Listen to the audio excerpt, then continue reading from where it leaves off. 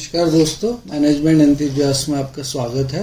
आज का टॉपिक है एबीसी एनालिसिस। तो एबीसी एनालिसिस क्या होता है? ये एक इन्वेंट्री मैनेजमेंट टेक्निक होती है जो कि यूज होती है to categorize inventory items based on their importance. जैसे कि आपके बिजनेस में बहुत सारी इन्वेंट्री हो सकती है, अलग अलग टाइप की इन्वेंट्री, ए इन्वेंट्री, बी इन्वेंट्री, सी। मान लीजिए आपका कोई स्पोर्ट्स का बिजनेस है तो आप बैट्स बना रहे हैं, क्रिकेट बैट्स, बॉल्स बना रहे हैं या फुटबॉल्स बना रहे हैं, तो अलग अलग टाइप की आपकी इन्वेंट्री होगी। तो आपकी इन्वेंट्री की इम्पोर्टेंस क्या है उसको कैटेगराइज करने का ये टूल है एबीसी एनालिसिस।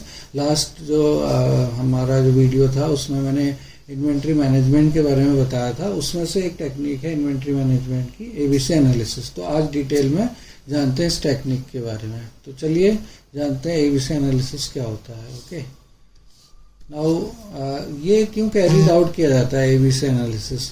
एक्चुअली सारी जो इन्वेंट्री है वो इम्पोर्टेंस उनकी अलग अलग होती है। हर एक इन्वेंट्री जो है वो इक्वल वैल्यू या डिमांड की नहीं होती है। किसी इन्वेंट्री की वैल्यू ज़्यादा है या किसी इन्वेंट्री की वैल्यू कम है, और किसी इन्वेंट्री की डिमांड ज़्यादा है तो किसी इन्वेंट्री की डिमांड कम है। तो आपको जो है अलग अलग जो इन्वेंट्रीज हैं उनको सेग्रीगेट करना इम्पॉर्टेंट होता है, ताकि आप उसकी इम्पोर्टेंस के हिसाब से बिजनेस में स्ट्रेटेजिक डिसीजंस ले सकें। तो इसके लिए क्या यूज़ किया जाता है? एक टूल है दैट इज़ एबीसी एनालिसिस।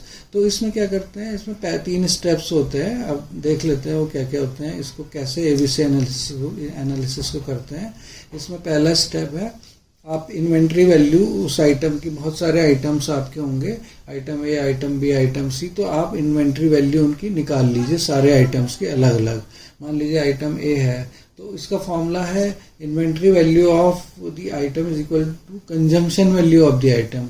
मतलब कि उस आइटम की कंजम्पशन वैल्यू, कितना कंज्यूम हो रहा है वो item, into price of the item. मान लीजिए आइटम ए है, वो उसके 10 नंबर्स कंज्यूम हो रहे हैं और उसकी प्राइस है 15, तो इसकी जो इन्वेंट्री वैल्यू हो जाएगी 15 rupees into 10 is equal to 150 हो जाएगी। ऐसे ही आपका B, C, D, E, F, G ऐसे करके बहुत सारी इन्वेंट्रीज होंगी, तो आप उनकी इन्वेंट्री वैल्यू निकाल लीजिए। और सेकंड स्टेप है, उसको सॉर्ट करिए एज पर highest to lowest inventory value. मतलब जिसकी इन्वेंट्री वैल्यू सबसे ज़्यादा है उसको सबसे ऊपर, और जिसकी कम है उसको उसके बाद, ऐसे करके सॉर्ट करिए। और तीसरा स्टेप क्या है, उसमें आप परसेंटेज इन्वेंट्री वैल्यू निकाल लीजिए। मतलब इन्वेंट्री, जैसे किसी की इन्वेंट्री ए है, उसकी परसेंटेज इन्वेंट्री वैल्यू क्या हो जाएगी, उस item inventory value of item A into 100 divided by total inventory value of all the items. क्योंकि आपने पहले ही सारे आइटम्स की इन्वेंट्री वैल्यूज निकाल ली हैं, उनका आपने टोटल कर लिया है, तो हर एक आइटम की परसेंटेज इन्वेंट्री वैल्यू आ जाएगी। और फाइनल स्टेप क्या है? 4 स्टेप होते हैं सॉरी इसमें। तो फाइनल स्टेप है to categorize all the items according to their inventory value percentage. मतलब आपने कैटेगराइज कर लिया सारे आइटम्स को एज पर देयर इन्वेंट्री वैल्यू परसेंटेज। जैसे फॉर एग्जांपल आपने कहा कि जो भी आइटम्स हैं इनकी 80% टोटल इन्वेंट्री वैल्यू है, उसको आपने ए कैटेगरी में रख दिया। उसके बाद आपने कहा था items having 50% of inventory value, उनको आपने बी में रख दिया। उसके अलावा आपने जो आइटम्स कैटेगरी सी में ऐसे आइटम्स रख दिए जिनकी इन्वेंट्री वैल्यू 5% है। तो इस तरीके से आप इसको ग्रुप्स, मतलब कैटेगराइज कर लेते हैं। The limit for fixing categories में vary as per the requirement of the organisation. मतलब आप अपनी लिमिट को खुद फिक्स कर सकते हैं कि मुझे 80% लिमिट रखनी है, फिर 70% वाले ग्रुप भी करने हैं, फिर 50% वाले करने हैं, इस तरीके से। ठीक है, तो अब आपका कैटेगराइजेशन हो गया। तो कैटेगरी ए में कौन से आए? मतलब वो वाले आए जो कि, मतलब कि जैसे हाई इन्वेंट्री वैल्यू वाले आए। तो आपकी जो है वो कैटेगरी ए क्या होगी? The items of category A are more important for business decision point of view. Usually these items have a high value. तो जो कैटेगरी ए में मतलब आइटम्स हैं उनकी हाई वैल्यू है, तो आप उनको मैनेज करेंगे अगर, इसका मतलब है कि आपका बिजनेस ज़्यादा इफेक्टिवली मैनेज होगा। मतलब कि आपने उन आइटम्स को अगर मैनेज कर लिया हाई वैल्यू वालों को, तो आपका अधिकतर जो बिजनेस है वो आपका जो सब्सटेंशियल पार्ट ऑफ इन्वेंट्री है वो मैनेज हो जाएगा। ठीक है, since the category has large market value therefore this require frequent value analysis. अब कैटेगरी बी जो है वो नेक्स्ट इंपॉर्टेंट इन्वेंट्री है for from strategic decision point of view.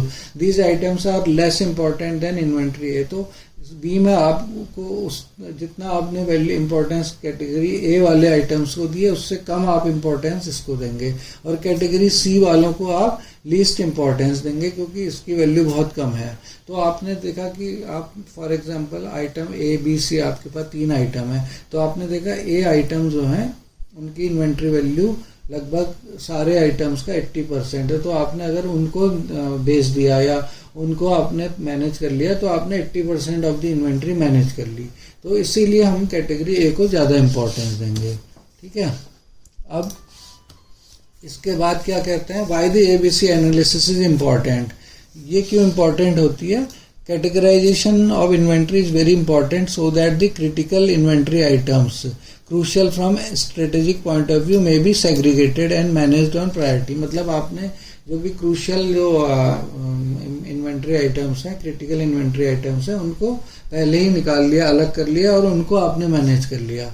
तो इस तरीके से आपने अधिकतर इन्वेंट्री मैनेज कर ली। मतलब आपने इम्पोर्टेंट को पहले, हाई वैल्यू वालों को अगर पहले मैनेज कर लिया तो इसका मतलब है कि आपने अधिकतर इन्वेंट्री, अगर ए मैनेज कर लिया तो आपकी अधिकतर इन्वेंट्री मैनेज हो गई। तो इस तरीके से ABC analysis can help in this in a great way.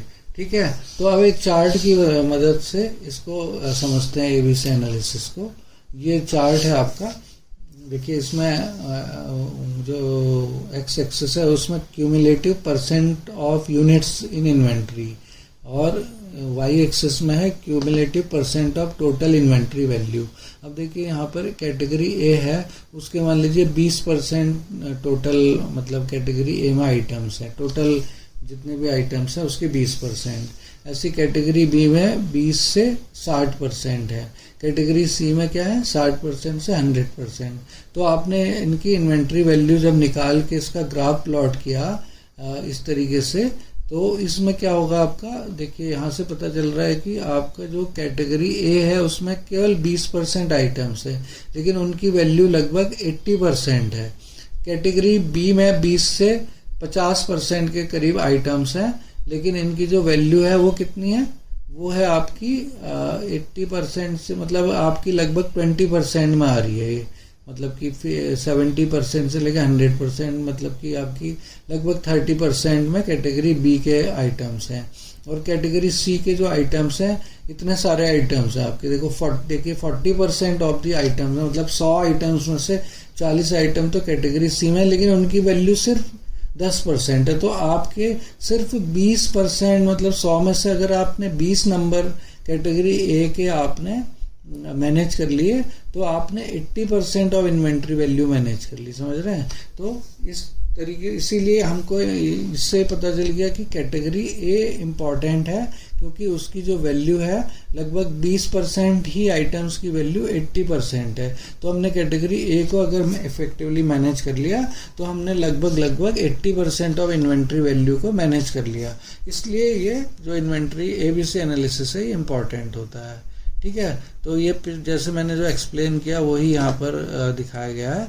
Above graph shows cumulative percentage of units of inventory on the x axis. जैसे मैंने बताया था आपको, यहाँ पर एक्स एक्सिस में है cumulative percent of units and cumulative percent of total inventory value on the Y axis. Y axis पे क्या है, cumulative percent of total inventory value. It can be easily seen that category A that only 20% of units contribute to approximately 80% of total inventory value. देखिए 20% of inventory unit of category A is contributing to 80% of inventory value.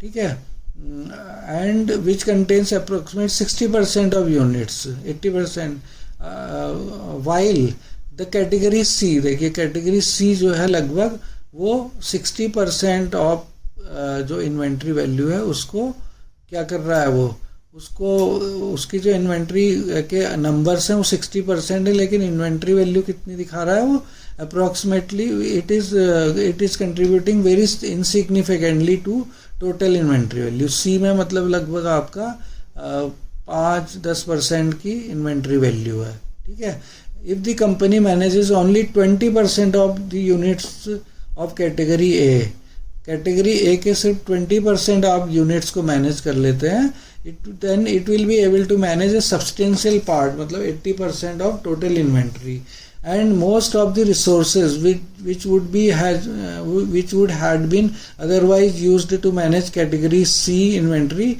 can be saved easily with the help of ABC analysis. मतलब आपको इससे पता चल गया कि केवल इनको मैनेज करने से 80% ऑफ इन्वेंट्री मैनेज हो जाएगी. तो आप यहाँ पर जितने सारे इन्वेंट्री जो कि करीब 60% ऑफ इन्वेंट्री है उसको मैनेज करने में अपने एफर्ट्स और रिसोर्सेज को नहीं लगाएंगे. ये सारे रिसोर्सेज आपके सेव्ड हो जाएंगे. आप यहाँ पर रिसोर्सेज को लगा लीजिए तो आपकी ये वाली कैटेगरी मैनेज होने से ही बहुत सारा काम आपका हो जाएगा. तो एडवांटेज क्या होते हैं अब ये देख लेते हैं एबीसी एनालिसिस के.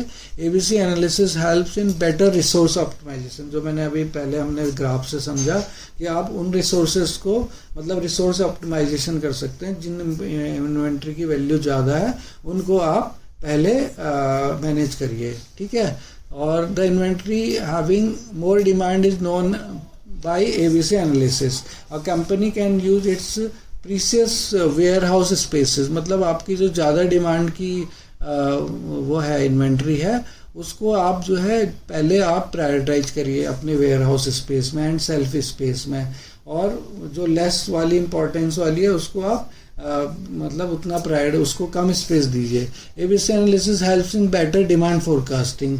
As the inventory is in more demand is known, the future quantity to be ordered for this inventory can be anticipated easily. मतलब जिस इन्वेंट्री की डिमांड ज़्यादा है आपने एबीसी एनालिसिस से देख लिया उसको आप मतलब उसकी फ्यूचर क्वांटिटी को आप ऑर्डर कर सकते हैं पहले, क्योंकि वो पहले ही आपको पता चल गया कि इसकी डिमांड ज़्यादा है, ठीक है. अब डिसएडवांटेजेस क्या हैं एबीसी एनालिसिस के. ABC analysis requires special effort and extra resources to categorize the inventory. अब ऑब्वियसली आपको स्पेशल एफर्ट लगाने पड़ेंगे और एक्स्ट्रा रिसोर्सेज लगाने पड़ेंगे टू कैटेगराइज द इन्वेंट्री. और as the categorization is based only on the financial value of the inventory, it ignores other factors to take into account which may be crucial for decision making. तो क्योंकि आपको खाली financial value के basis पे आप segregate कर रहे हैं इन्वेंट्री को और बाकी फैक्टर्स को आप अकाउंट फॉर नहीं कर रहे हैं जो कि क्रूशियल हो सकते हैं डिसीजन मेकिंग में. तो ये भी एक आपका एक डिसएडवांटेज है कि आप खाली फाइनेंशियल वैल्यू ले रहे हैं इन्वेंट्री एनालिसिस की. तो okay guys, that's it for ABC analysis. और मेरा जो ब्लॉग है वो managemententhusiast.com है, उसमें भी आप जा करके इन कॉन्सेप्ट्स के बारे में ज़्यादा जानकारी ले सकते हैं. और please like share and subscribe my channel अगर आपको मेरे वीडियोस पसंद आ रहे हैं. तो नेक्स्ट टॉपिक पर अगले ब्लॉग में नेक्स्ट टॉपिक पर मिलेंगे. धन्यवाद.